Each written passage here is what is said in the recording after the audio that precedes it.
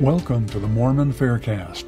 I'm Ned Scarsbrick, and one of the many volunteers of Fair Mormon who help those with faith issues. These podcasts will be a series of 9 episodes done by Karen Trifoletti from the I Believe podcast. Each episode deals with issues regarding how the Bible is a reliable source of truth. These podcasts are used by permission of Karen Trifoletti and the I Believe podcast group. And now, the authenticity of the Bible. Welcome back, everyone, to this installment of I Believe podcast. We're presenting today another in our recent series about the authenticity of the Bible. And if you stumbled on this cast and you haven't seen other segments, we invite you to do so, starting with the overview. And we'd love to hear from you and even have you tweet about this. You can use hashtags like Bible Truth or hashtag I Believe Podcast or simply hashtag Faith in God. Whatever works. We're so happy to have our guest, D.M. Johnson, back with us. Today we're really eager to discuss with you specifically the authenticity of the Gospels within the New Testament canon of Scripture. We'll do that by contrasting them with some Gnostic writings and then verifying their positioning in the canon through eyewitness testimony, for which we provided some general information in the overview. Dave, we're so glad to have you here with us. Hey, I'm glad to be back. Super. Before we move into eyewitness testimony, let's just say this to set things up. So as many of you are aware, the Gospels are a huge target of atheists and the skeptical and secular community. Many just want to dismiss them as mythical or as legends that developed over time. Others like to say that they're written far too late to have any credible accounts regarding what really happened in New Testament times. We also have some who try to confuse the issue as to what Gospels actually belong in the Holy Bible. These individuals might point to the Gnostic Gospels, which have been much popularized by movies and books in the culture, like the Da Vinci Code, for example. So let's start off by talking about the dates of the Gospels in the New Testament canon and contrasting them with the Gnostic Gospels, which are not in the canon. This is something that's important first as we talk about this, Karen, to kind of emphasize how biographies were written in antiquity. Some people, when they think about the Gospels and they think about the words that are there, they think, well, this is the exact, if you had a tape recorder, that's exactly what was said. And we know that the sermon summaries that we have, it's not like a tape recorder. Those were genuine sayings of Jesus, and we have genuine events recorded. But there's a lot of misconceptions about how biographies were written, and to your point on dates, when they were written.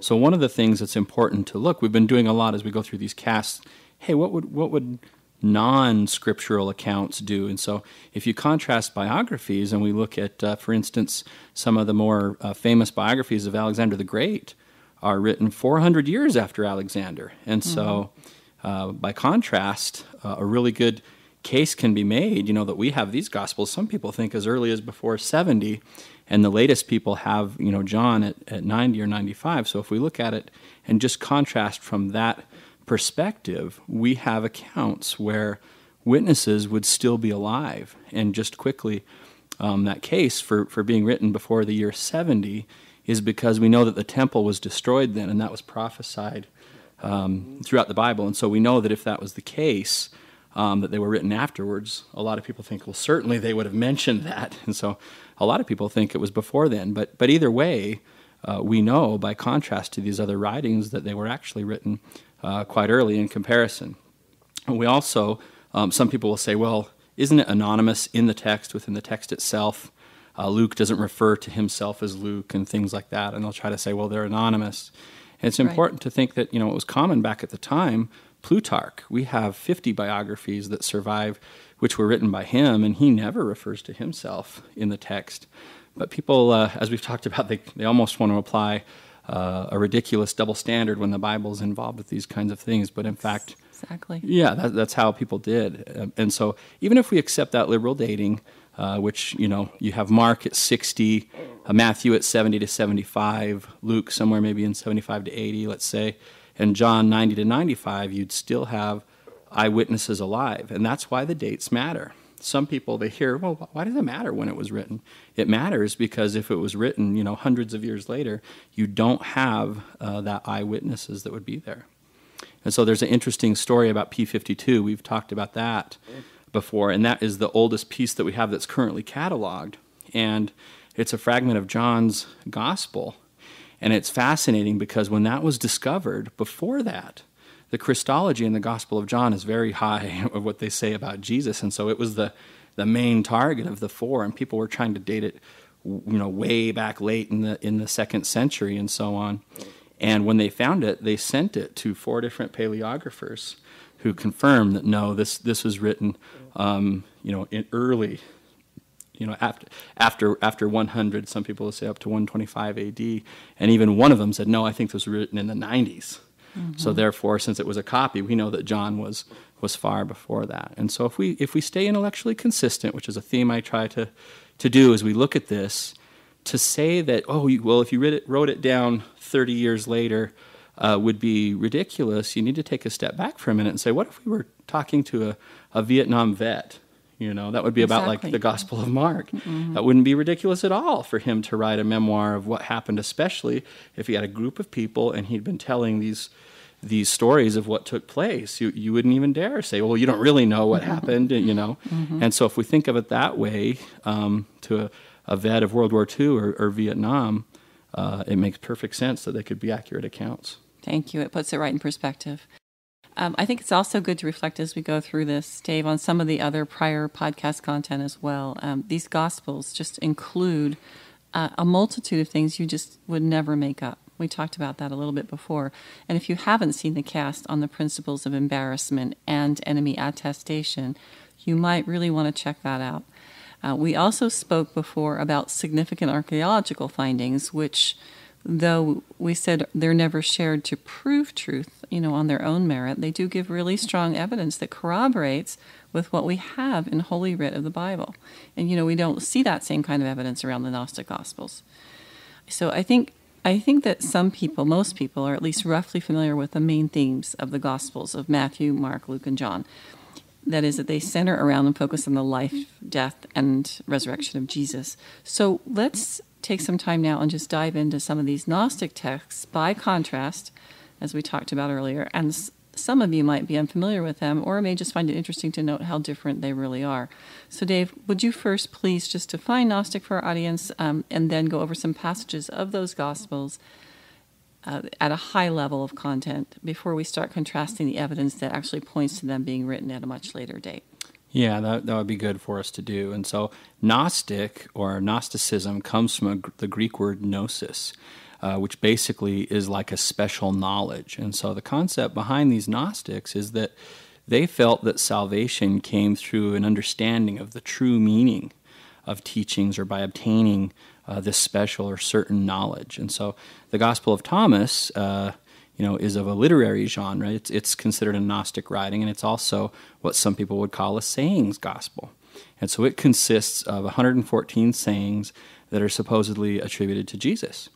And I should mention also that nobody in antiquity thought this gospel was actually written by the Apostle Thomas. Mm-hmm. I want to make sure that people understand that. And so let's start off by having you read one of the sayings there from the Gospel of Thomas, Karen, if you wouldn't mind. Sure. The first saying in the Gospel of Thomas reads, "And he said, whoever finds the interpretation of these sayings will not experience death." Just a comment on this right out of the chute. From this, it seems, Dave, that what you said earlier about the description of Gnostic is at play here. I mean, it seems to infer right off the bat that the way to get eternal life is not by salvation through the atoning sacrifice of Christ, but rather by finding, quote, this interpretation of sayings. That's exactly right. And so we see here from right out of the gate, like you say, that this is clearly a Gnostic writing. Let's go to saying 114. This is a really interesting one. I think you'll like this one. Okay, so this reads, "Simon Peter said to him, 'Let Mary leave us, for women are not worthy of life.'" Well, Jesus said, quote, "I myself shall lead her in order to make her male, so that she too may become a living spirit, resembling you males. For every woman who will make herself male will enter the kingdom of heaven." End quote. Well, that saying is troubling to say the very least, a significant aberration from what we really get in the pure gospel of Christ. So this seems to me like something you can't just brush by. It's very noteworthy. In fact, it seems to me, Dave, that it's almost fashionable or trendy for people to sort of embrace these alternate gospels without really examining this kind of content. It really is. And the funny thing is that sometimes people, they'll try to say that the Gospel of Thomas is right there as early as the other Gospels, and they'll dismiss this saying and say, well, that was added later. Mm-hmm. But there's no textual evidence to back that up. And there's also other really troubling sayings in Thomas when you read them that don't match up with what we have in the other Gospels. Don't jive. I think it would be effective if we followed the same pattern we did in previous casts then, where we took a look at some of the textual issues and then lay out the case for why some think this is really early writing and why others view it as, having been furnished towards the end of the 2nd century as late as 175 CE. So let's set the stage of the controversy, and then Dave will have you speak to it. The Jesus Seminar, we alluded to that in a previous cast, and they produced a book called The 5 Gospels. Now, for those unfamiliar with this gathering, the participants were this self-appointed group of liberal scholars that got together and got lots of media buzz back in the 90s. They had this system where they used colored beads to actually vote on whether or not Jesus uttered a particular verse of Scripture that was ascribed to him previously. So the red bead, for example, meant that Jesus did say whatever verse they happened to be discussing. That might remind you, for example, of some New Testament copies that you may have seen where you see the Jesus' words in red, only they're recasting this based on their own speculation. The pink bead would signify to them that he just may have said it, gray that he probably didn't say it, whatever the verse was in question, and black connoted that he did not say it. So in their very unacademic evaluation, they put the Gospel of Thomas as having more red than any gospel except Luke. So that's pretty amazing. The second example is Elaine Pagels, who wrote a book called regarding the Gospel of Thomas, Beyond Belief, where she advanced some theories about her early dating of the Gospel of Thomas. So, and we'll put these sources on our website so you can check them out. But it seems that we have a date across the spectrum on this Gospel. So let's analyze the reasons that some date this Gospel early and contrast it with reasons which point to it dating much later than our New Testament Gospels.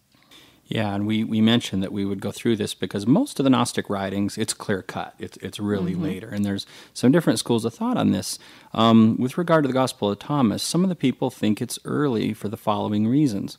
One reason is that it's a sayings gospel, and some of you out there may have heard of something called Q, sometimes that biblical scholars will talk about, which actually comes from a German word that means source. And most people think that Mark probably came first, and we see some areas there where Luke and Matthew use some of that material. And we also have areas where Luke and Matthew have something that maybe isn't in Mark, or maybe it is. And so this is a hypothetical source that people think may have been very early. And so some people think, hey, Thomas is a list of sayings, so maybe that's the case with it as well. And there's also scholars that point out it's not exactly like Q, but that's kind of the reasoning for some of this. The other thing that Elaine Pagels points out is that John's Gospel, if you read it, kind of has Thomas in more of a speaking role than the other Gospels. And so she put forth this theory that, well, hey, John's Gospel was a literary response to the Gospel of Thomas. So when you read a lot of the more conservative scholars, they put forth a really strong case, and Craig A. Evans and Nicholas Perrin date the Gospel of Thomas very late, after 170 or 175 CE. And here's the reasons why, kind of to go to the other side of the evidence. One of the reasons why is that it quotes or alludes to a large portion of the New Testament. Many quotes and from all over the New Testament. It quotes from or alludes to. So we don't have another reason is we don't have any early material that's unique to Thomas that's quoted by any of the early church fathers. And the copy that we do have, is in Coptic. But one thing that's really interesting, and scholars do this kind of thing, is when you translate that into Syriac, something pretty amazing happens. The sayings don't just look like they're in arbitrary order. It looks like there may be some catchwords. Hey, this saying says this and this and this, and this ties to that one by these different words in there. And the other thing that's really interesting is that Thomas is referred to as Judas Thomas, which is an appellation that was kind of unique to what we saw in the Syrian church back in the late 2nd century. The other thing is that there was a student of Justin Martyr called Tatian, and he put forth a work known as the Diatessaron that was basically an amalgam of the 4 Gospels, and this work appears to follow the Diatessaron's ordering of things. And so, obviously, if you're basing something on it, it would then put it later than 170, 175 CE. And so based on this evidence, when I look at it, my conclusion is that Thomas was written after the apostles and people that knew Jesus had died at least 100 years after Jesus. And so if we're just being true, again, consistent, it looks to me that you're going to get obviously more accurate information from the Gospels that we have in the canon. And some of the things that are in Thomas reflect the canon, but it's more likely that those were leveraged from the canonical Gospels and not the other way around. And not the other way around. I think that's important. Well, those are 8 to 10 significant points to consider there. It's also interesting to look at these other writings. I think it shows over and over the reasons we have the Gospels we do in the New Testament. Let's touch on the point of legendary development. I know that in our earlier cast, we talked about the early creedal material that Paul quoted in his letters, which proved it was too early for that to point to any kind of legendary development. There was nothing in his reports that seemed like an embellishment. So let's look at one of these other Gospels so that we can illustrate to our audience the legendary development and contrast it with a report from one of our Gospels. So what if I read a few verses from Mark, then Dave, you can read from a later Gospel so we can show the difference in the accounts and that people that are listening judge for themselves. Does that sound okay? Yeah, let's do that. Okay, so I'll use the NIV for this read.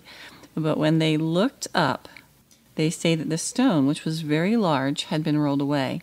As they entered the tomb, they saw a young man dressed in a white robe sitting on the right side, and they were alarmed. "Don't be alarmed," he said. "You are looking for Jesus the Nazarene, who was crucified. He has risen. He is not here. See the place where they laid him. But go, tell his disciples and Peter, he is going ahead of you into Galilee. There you will see him just as he told you." Trembling and bewildered, the women went out and fled from the tomb. They said nothing to anyone because they were afraid.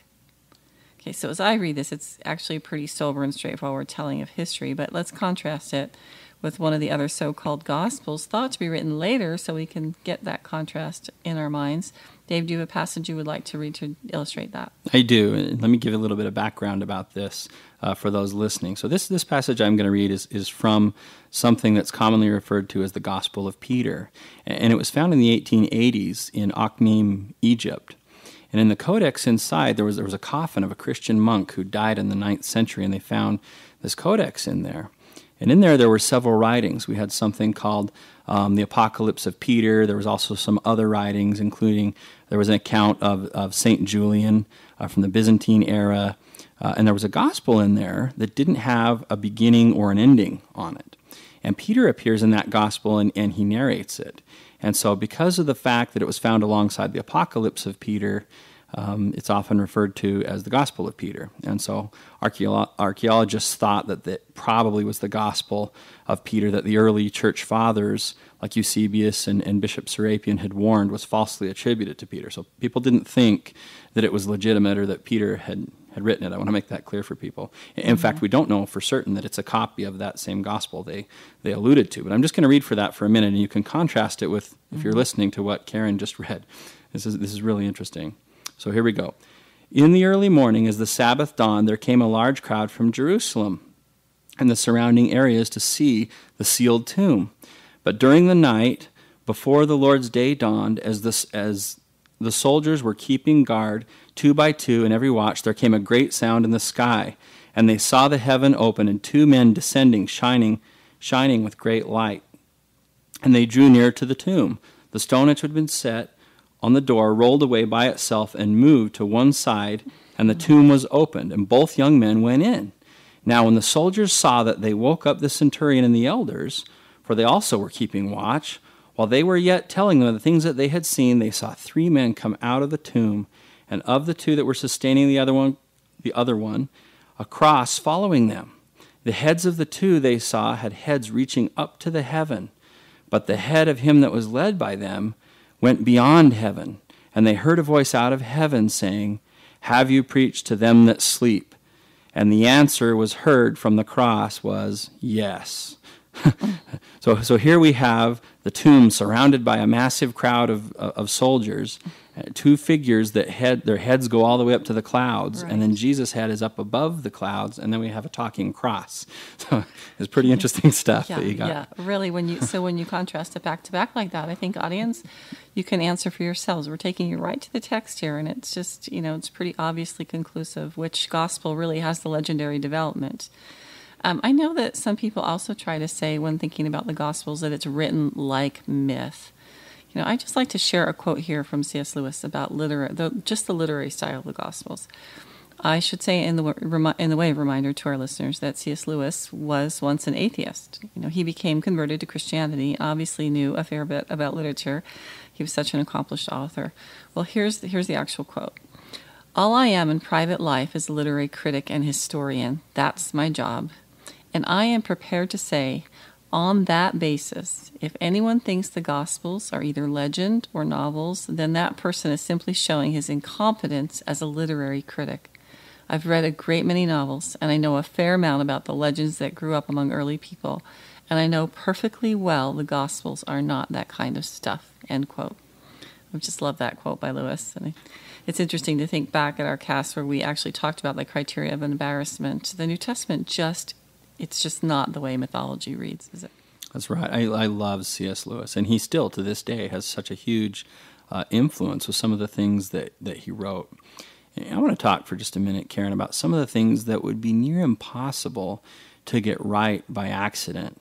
And one of those things would be getting the names correct. And this some interesting research has just come out since the year 2002. But imagine for a minute writing a history about something that happened decades ago in another country, maybe back in the 60s or 70s or something, and you're writing something about that time period in France or in Egypt or who knows where, pick a place, Norway, whatever, right. And trying to get the popular names right.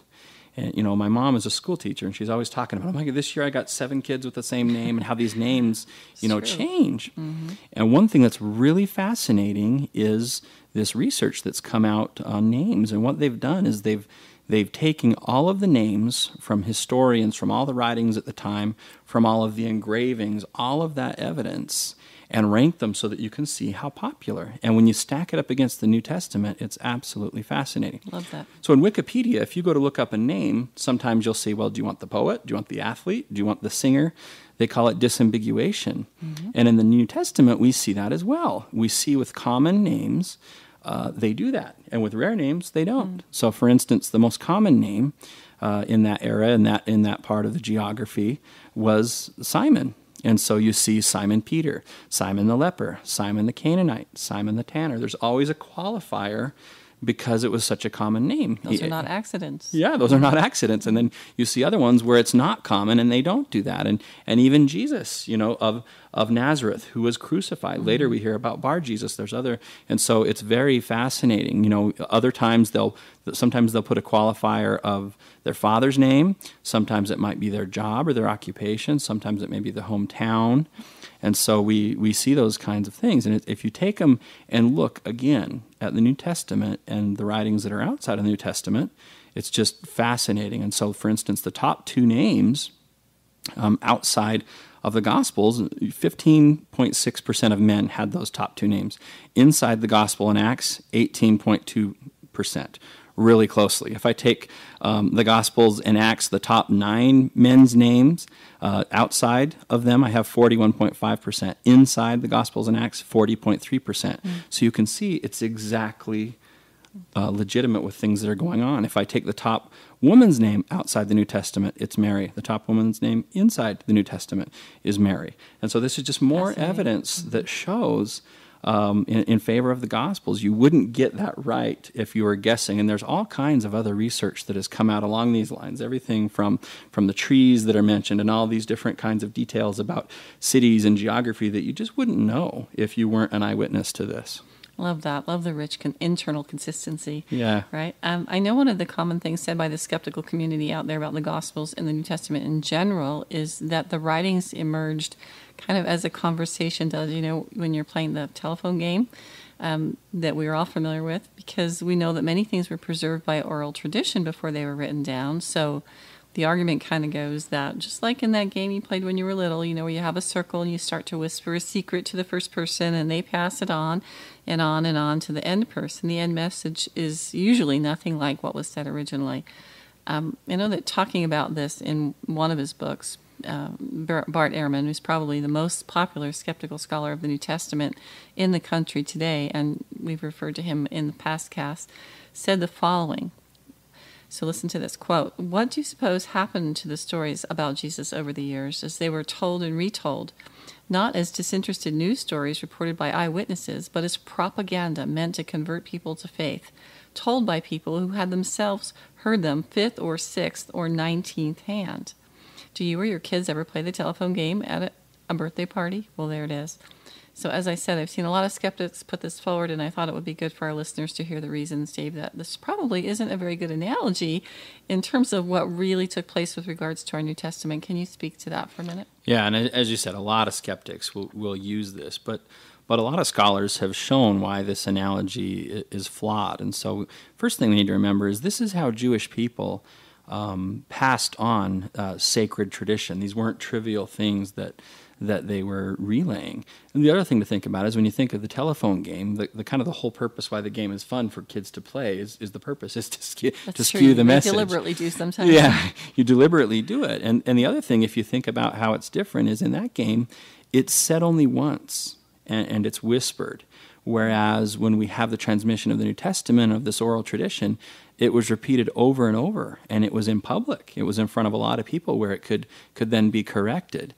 It was composed and formulated and memorized. Sometimes it would have a rhythmic pattern to it, or even in a hymn. The other difference is that in the telephone game, you say it one-on-one, where this was said by many to the community. As I said, you could have it be corrected. And so if you just think of things we do in public, if you sing happy birthday or someone, you sing or you get up and you state, the Pledge of Allegiance or things like that, and you got a whole room full of people, you're going to get it right because you're used to saying it. It's been said before, and you have that corrective effect there of other folks being there. Some people have even gone so far as to compare the telephone game to how the text was transmitted. And we need to realize that, when the New Testament was in writing, and so you didn't have just one person saying something to go back. You could go not only back to that copy, but other previous copies. It's important. Yeah, and other copies. And so scholars and scribes didn't only rely on that last thing that was said to them. So if you look at it in totality, it's not the best example. That's not the way that this was transmitted.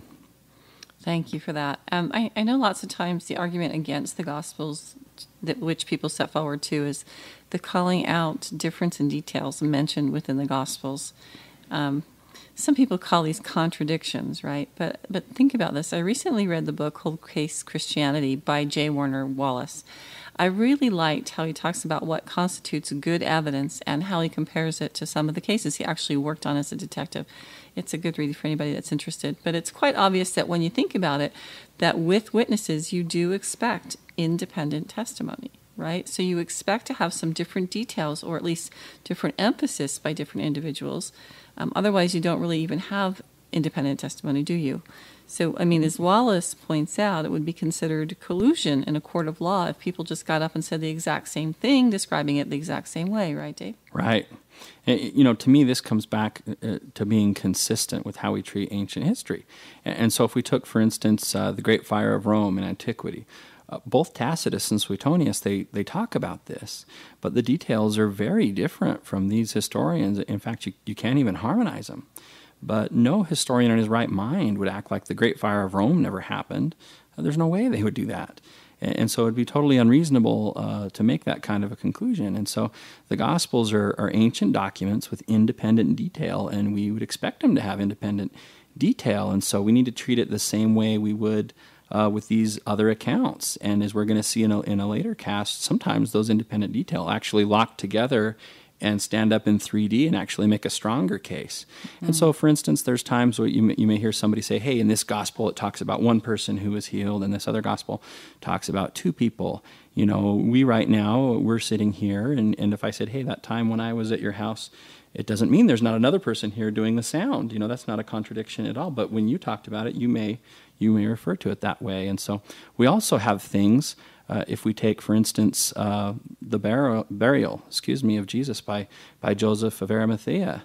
You look at that, and even with some of these other little subtle details, you have that common core by all four people. And here's a person who is part of the Sanhedrin. They would never make that up, because he would have been a prominent person, and they could have said, hey, he's not buried. That didn't happen. But yet they say it. And so there's these kinds of inconsistencies sometimes you'll see people do when it's the Bible versus the secular history. Thanks for pointing that out. I think another thing that our listeners would really enjoy hearing is evidence that there is, which attests to the fact that the Gospels are actually written by who we think they are written by. I mean, we use the word authenticity when naming our cast series, right? 8 points on the authenticity of the Bible. Now, when something is authentic, that means it's true to the events that it narrates. Genuineness, however, is something a little bit different. So if something's genuine, it means that it's written by the person to whom it's been attributed. Well, that's really important because it helps rule out rival theories. For example, that this document is a late mythical composition or whatever. So obviously, if we can show that there's some really good reasons and evidence to show that the authors are people who would have been in a position to actually know about the things they talk about, that would be huge. So Dave, would you walk us through the timeline of attestation for traditional gospel authorship for the Gospels we have within the canon of our New Testament? Yeah, let's go through the timeline. And so if we start with those who are close to the apostles and move outward is how we can do it. And so we have Papias of Hierapolis, who was discipled by John, who was, as you know, one of the 12. So we have him in about 125 CE, and he states that Mark had been the interpreter of Peter, that he wrote down what Peter had preached accurately, though not necessarily in order. And he says that Matthew wrote this in the oracles, they called it the Logia, in the Hebrew language, which we know Aramaic was a form of Hebrew. Then if we go a little further out, we have Justin Martyr in about 150 CE. And he says that the Christians possessed memoirs, he calls them, of Jesus, which were also called Gospels. These were written by the apostles and those who were their followers, he tells us. And these tell us of such events as the Magi, his agony in Gethsemane. Remember, we had the textual issue with Gethsemane. Here we have an early witness saying that in fact happened. And so we have even a student of Justin Martyr, Tatian, put together the Diatessaron, as we talked about, which means through the four. And, it's interesting because up through the 9th century, there wasn't really a copy that anybody knew about. But in 1888, we found out that we had a copy and nobody knew what it was. And critics had long time said, well, you couldn't really have this can't be the good Diatessaron because of the Gospel of John, and people had doubted that because we had a lot of skeptics around John, and it's fascinating because it opens, in the beginning was the Word, and the Word was with God, and the Word was God. And so it starts out just like John does. We also have a fragment called the Muratorian fragment, and this is in about 170. And this is, in effect, kind of a Latin translation of a document that scholars think go back to about, as I said, 170. Virtually all scholars agree that it refers to Matthew and Mark in its initial area there. And then it starts out after that talking about Luke the physician, who it says was a companion of Paul, who wrote the gospel from the reports of others. If you go read the first 4 verses of Luke, he talks about that he went and he interviewed people, and so it's perfectly in harmony with what we know. And since he hadn't personally seen Jesus, that makes sense of what he would do. We then have Irenaeus of Lyons, and in about 180, and he says that Matthew was the first to be written. He said it was written in the Hebrew dialect, which they're referring to Aramaic there. He says again that Mark was a disciple of Peter and handed down his gospel from what Peter had preached, that Luke was a companion of Paul, recorded the gospel according to him, and it preached by him. And it says John was the disciple of the Lord, published the gospel while living at Ephesus in Asia. So up until this point, we're now up to 180. We have these people, and they're giving us essentially the same thing. Mark gave us the gospel as it was known by Peter, and we have Luke and all of these kinds of things. So if we look at it, we have a really consistent story thus far. Then if we go to Clement of Alexandria, he's in about 180. He says Mark wrote his gospel by request from his knowledge of Peter's preaching at Rome. Again, this is the same thing we've heard. Matthew and Luke were published first, and their gospels are containing genealogies. And so John's gospel is the last one to appear, and he says it was written at the urging of his friends. Then we have Tertullian at Carthage. This is in about 207 AD. And it says that the gospels were written by Matthew and by John, who were apostles, and by Luke and Mark, who were apostolic men, he calls them. In other words, people who knew the apostles and lived at the same time they did. And so it says again, Mark's gospel is the record of Peter's preaching. And said they bore and he says that it bore the names of the authors of antiquity, and the ancient churches vouched for them and no others. And at this time, as he's saying this, he was actually criticizing a heretical sect that Marcion had founded. And he's basically saying, look, our Gospels, they have had the names of the authors from the get-go. And Marcion, of course, had taken a Gospel of Luke and altered it and took out the parts that he didn't like. And so that's kind of that back and forth. The other interesting thing, Karen, I think you'll find this interesting, is Celsus. We talked about him before. He's an enemy of Christianity. And it's fascinating what he says. This, to me, is the wisdom of God. Mm-hmm. When you read some of this, he says in one of his scathing things that he's going through, railing on the Christians. And of course, he abuses and twists all the things but sometimes it's interesting. We have again that concept of enemy attestation. He says, "I have chosen these things from your own writings in order to wound you with your own weapons." And so, isn't it interesting? Even an enemy of Christianity is basically saying, "These are your books," and he doesn't talk about any other books as being there.